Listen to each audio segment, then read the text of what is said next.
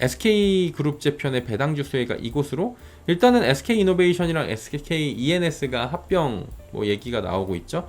그러면서 이제 여기도 지배구조 개편에 대해서 조금 우려가 있죠. 그러다 보니까 그 지금 뭐 사내 독립기업 체제가 유지가 되고 수평적 합병이다. 독립 경영이 가능하다. 이거는 누구를 위해서 하는 건 아니다라고 하는데 여기는 이제 SK온 살리기라고 보면 돼요. 예, SK온 살리기. 그래서 배당도 SK온 쪽으로 많이 들어가게 만들 거고 자금 수혈도 SK온 쪽으로 해가지고 그러니까 그룹 전사에 지금 명운이 SK온에 달려있다라고 할 정도까지 지금 가고 있습니다.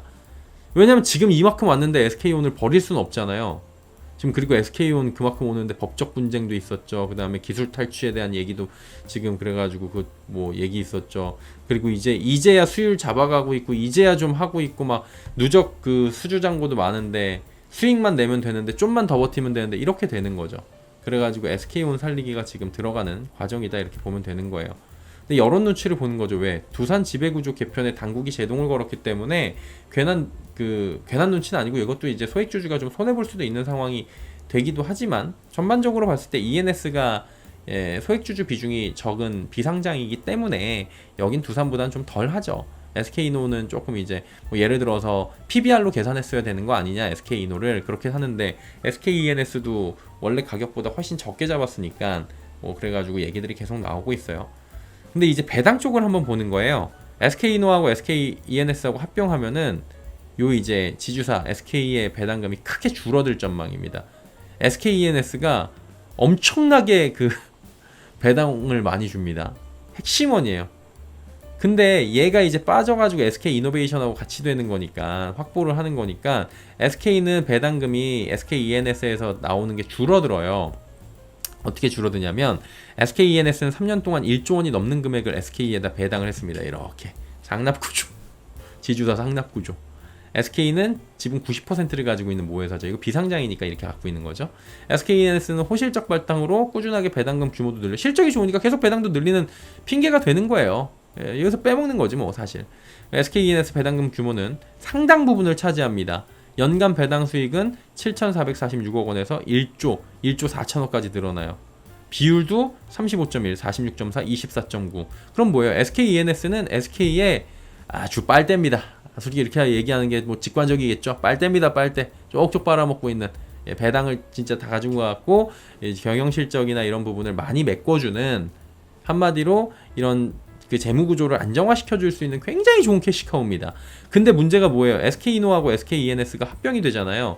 그러면 SK가 가지고 있는 지분율이 줄어드니까 지분율이 줄어들면 지분에 따라서 배당이 들어오는 거죠. 주식 수대로 들어오는 거니까. 그럼 배당을 그만큼 못 받게 되는 거죠. 네.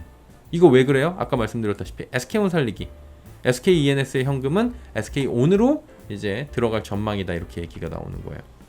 근데 이제 SK도 배당 재원을 어떻게 돼요? 포기는 할 수가 없어요. 왜냐면은 여러분도 이제 한 달에 수입이 예를 들어 400만 원씩 들어왔었는데 수익 400만 원이 예를 들어서 200, 100 이렇게 들어왔다고 쳐요.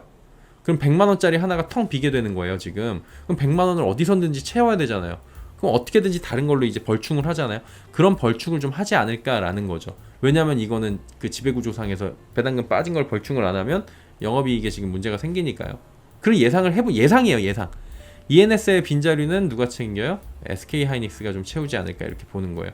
SK스퀘어가 SK하이닉스 지분을 보유하고 SK가 SK스퀘어 지분을 보유하는 이런 이 구조잖아요. 지배 구조잖아요. SK하이닉스를 SK스퀘어가 이제 지배를 하는 거고 SK스퀘어를 이제 SK가 지배를 하니까 결국 그러면 어떻게 돼요? SK스퀘어의 배당을 늘려가지고 SK 유동성을 확보하는 거죠. 그러려면은 이제 SK하이닉스가 또 이제 여기서 배당을 해갖고 위로 올리고 하는 방향들을 우리가 생각을 해볼 수 있는데 SK스퀘어 배당을 늘리지 않을까 이렇게 볼 수 있는 거고요. SKT는 또 이제 SK가 30.57% 보유하고 있는 자회사잖아요. 이건 뭐 배당 잘 주는 회사잖아요. 통신주니까. 근데 이거 배당 확대를 더 해주지 않을까라고 예상을 해볼 수가 있다는 거죠. 실제로 SKT는 분기 배당도 하고요. 배당금 늘리고 있는 그런 밸류업 관련해가지고 조금 이제 하려고 하는 추세에 있잖아요.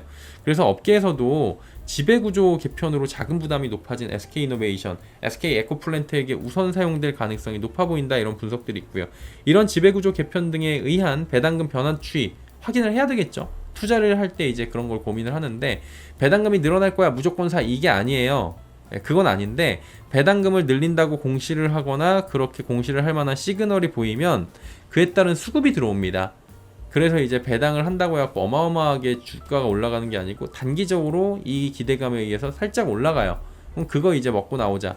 요런 거죠. 그래가지고 관심 종목 정도는 괜찮을 것 같다. 이게 이제 투자를 할 때 요령이죠. 이제 반사이익이나 이게 지분 구조가 바뀌면 요쪽으로 수혜가 돌아가는구나. 요런 것들을 항상 뭐 제가 짚어드리는 거 그냥 보셔도 되지만 한번 제가 이렇게 하니까 나도 이렇게 해볼까? 요런 방식들도 괜찮을 것 같아요.